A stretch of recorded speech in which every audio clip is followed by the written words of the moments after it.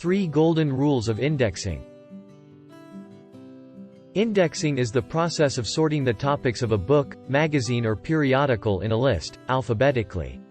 The indexer is responsible for creating an alphabetical list of the most important topics covered in the text.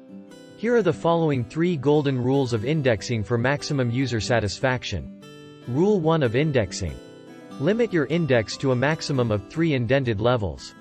For example, the first level could be in bold letters, the second level in normal plain fonts, and the third in plain italic fonts. Rule 2 of indexing. Always start your indexed words with lowercase letters, unless it is an acronym. For example, repeat acronym ACS, also as American Cancer Society, but not as American Cancer Society in lowercase. Rule 3 of indexing. Make sure all important phrases are cross-indexed, cross-referenced, under their respective letters. For example, repeat welfare state as state, welfare under the letters W and S, respectively.